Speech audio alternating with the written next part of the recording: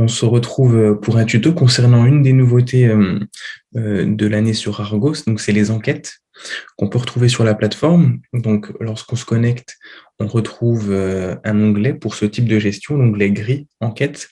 Donc on peut cliquer dessus et lorsqu'on est dedans, on a toutes les enquêtes possibles en fonction des activités qui vont apparaître. Et les voilà.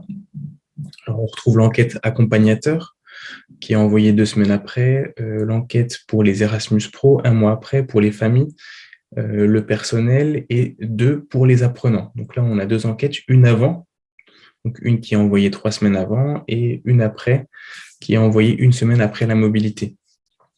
Toutes ces mobilités, elles sont envoyées automatiquement par Argo une fois, en fonction des dates que vous aurez rentrées. Par contre, il faudra quand même derrière assurer un suivi. Et c'est justement l'objectif du tutoriel.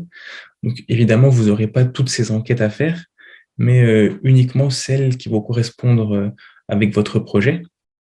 Donc, si vous avez uniquement un projet avec des jeunes et des accompagnateurs, vous serez concerné que par les 3 enquêtes correspondantes, celle accompagnateur et les 2 enquêtes pour les apprenants.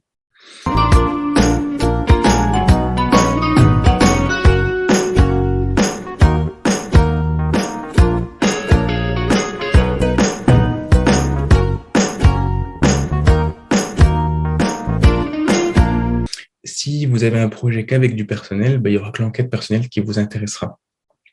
Alors, c'est le cas pour moi. Sur mon projet, j'ai que du personnel. Donc, je vais me rendre justement dans les enquêtes correspondantes. Je vais appuyer dessus.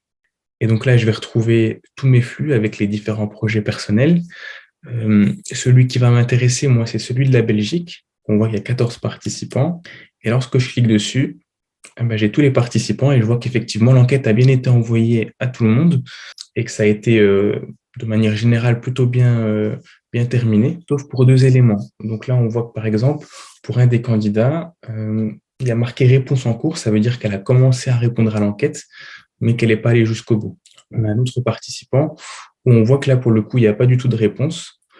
Donc là, justement, ce que je vais pouvoir faire, c'est que je vais pouvoir renvoyer un mail pour les lancer et pour m'assurer qu'il y ait bien eu des réponses derrière. Donc pour ça, c'est assez simple. J'ai juste à cliquer sur le participant en question, clique sur le nom, et lorsque je descends, je vois qu'il y a un bouton qui vient d'apparaître, envoyer à nouveau l'invitation pour que le participant puisse à nouveau y répondre.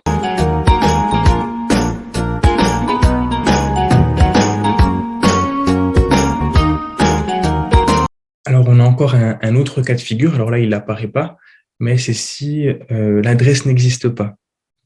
De la même manière, Argo, il va pouvoir le détecter et il y aura un message rouge en marquant erreur adresse. Donc là, pour la modifier, il va falloir retourner sur les informations du candidat. Pour ça, on retourne à l'accueil. On appuie sur la maison en haut à gauche. On va dans les mobilités. Donc, on a dit que le flux qui nous intéressait, c'est celui concernant la Belgique. Je rentre dedans, je vais retrouver mes participants. Et là, j'ai juste à mettre ma souris sur le rond bleu avec les 3 petits points blancs et je vais avoir un pictogramme qui va apparaître pour modifier les informations du participant. Et donc, je vais retrouver l'adresse électronique que je pourrais modifier pour que la personne puisse recevoir cette fois-ci l'enquête en question. Et ce qui va nous intéresser aussi, c'est le résultat des enquêtes, des différentes enquêtes.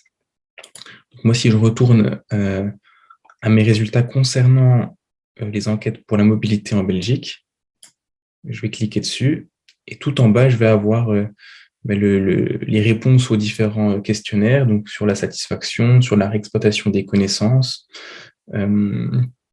voilà, sur la préparation au départ, sur l'expérience en tant que telle. Donc voilà, c'est des choses qui peuvent être intéressantes à valoriser, à réexploiter et que nous, au niveau du consortium, on réutilisera également.